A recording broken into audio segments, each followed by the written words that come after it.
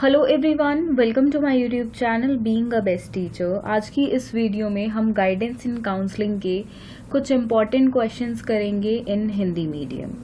So let's begin with the video and इस particular file का PDF आपको हमारे टेलीग्राम चैनल पे मिल जाएगा, जिसका लिंक डिस्क्रिप्शन बॉक्स में गिवन है।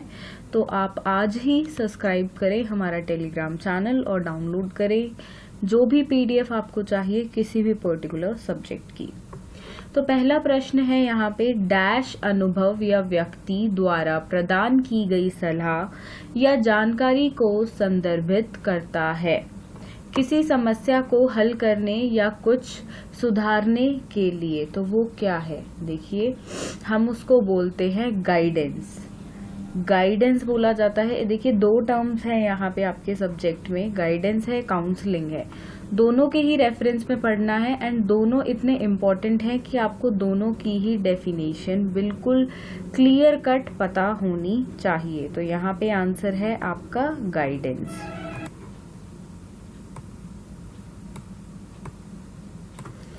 अगले क्वेश्चन पे आएंगे, क्वेश्चन नंबर 2। डैश व्यक्तियों की उनकी क्षमता को खोजने और विकसित करने में मदद करने की प्रक्रिया संदर्भित करता है। तो इनमें से क्या करता है? देखिए, क्वेश्चन आपको किसी भी प्रकार से आ सकता है, तो आपको प्रिपेयर्ड रहना है दोनों ही तरह से। लाइक डेफिनेशन क्वेश्चन में दे सकते हैं एंड वो भी ना करके तो हो सकता है आपसे डायरेक्ट पूछ लिया जाए कि what is guidance, what is counselling, guidance क्या है, काउंसलिंग क्या है, ये बताइए। तो आपको हर एक उसके लिए देखिए हर क्वेश्चन के लिए प्रिपेयर्ड रहना है। जब तक आपको इन डेप्थ नॉलेज नहीं होगी तो आप अटेंड नहीं कर पाएंगे। यहाँ पे इसका भी उत्तर गाइडेंस है।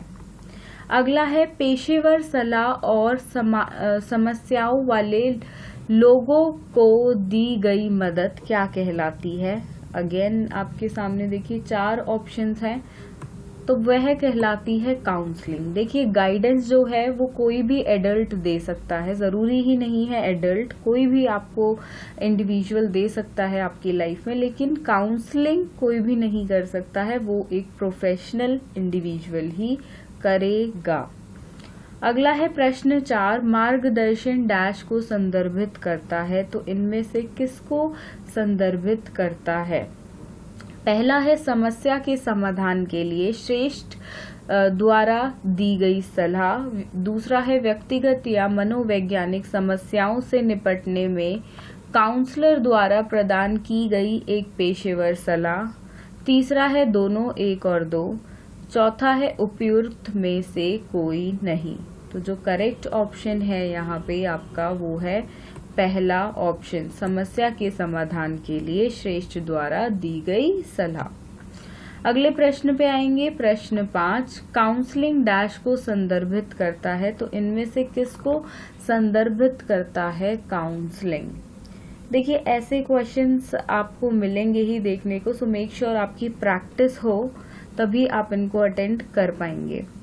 तो 5वें का उत्तर है यहाँ पे देखिए, एल्डर द्वारा, नॉट एल्डर, एक प्रोफेशनल के द्वारा दी गई सलाह। जब एक देखिए यहाँ पे काउंसलिंग पूछा, अगर गाइडेंस होता तो वो एल्डर के द्वारा दी जाती है मेनली, लेकिन काउंसलिंग एक प्रोफेशनल काउंसलर ही कर सकता है। अगला है 6ठा प्रश्न, निम्नलिखित में से कौन काउंसलिंग का प्रकार नहीं है? तो इनमें से कौन सा नहीं है? देखिए, फर्स्ट, सेकंड, थर्ड जो है ये तीनों ही प्रकार हैं, तो चौथा विकल्प आपका सही हो जाता है। आगे 7वां प्रश्न है, एक स्कूल काउंसलर क्या करता है? इनमें से तो छात्रों को उनके शैक्षणिक लक्ष्यों को हासिल करने में बिल्कुल मदद करता है, सामाजिक और व्यक्तिगत विकास में छात्रों की मदद करता है, छात्रों को उनके करियर के लिए विकास में मदद करता है। तो उपयुक्त सभी आपका सही उत्तर है। प्रश्न 8 है, मार्गदर्शन डैश की एक प्रक्रिया है। तो किसकी प्रक्रिया है मार्गदर्शन? पहला ऑप्शन सही है, बच्चे को सलाह देने के लिए। अगला है प्रश्न 9, काउंसलर से प्रॉबिंग या पूछताछ में क्या सक्षम है?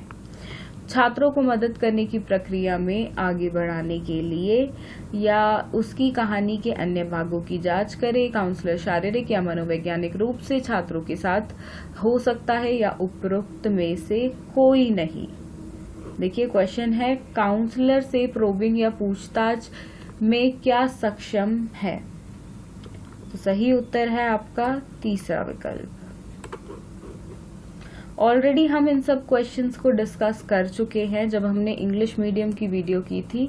एक्सप्लेनेशन साथ साथ आपको हर प्रश्न की चाहिए तो आप इंग्लिश मीडियम जो इंग्लिश में क्वेश्चंस हैं वो देख सकते हैं, क्योंकि एक्सप्लेनेशन हर वीडियो में आपको हिंदी में ही मिलेगी। प्रश्न 10 है यहाँ पे, शैक्षिक मार्गदर्शन का मुख्य उद्देश्य क्या है?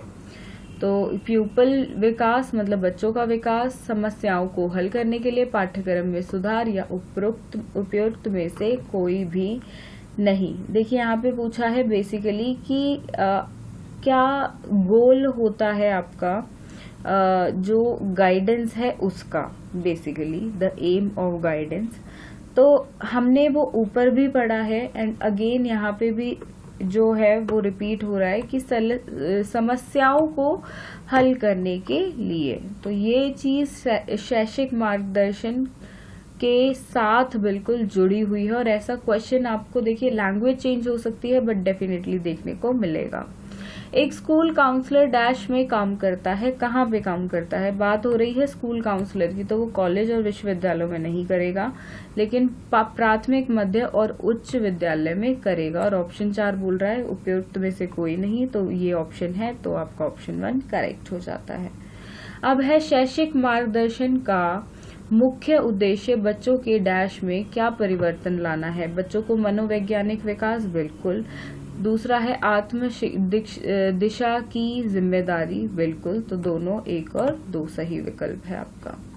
आगे बढ़ेंगे प्रश्न 13 पे, उस व्यक्ति का नाम बताइए जिसे दर्शन आंदोलन का श्रेय दिया जाता है। तो 4 नाम यहाँ पर हैं, किसको श्रेय दिया जाता है इनमें से वो आपको पहचानना है। और सही उत्तर है आपका फ्रैंक पार्सन्स। अगला प्रश्न है, स्कूल मार्गदर्शन कार्यक्रम के आयोजन के लिए आवश्यक सेवाओं के प्रकार इनमें से क्या हैं?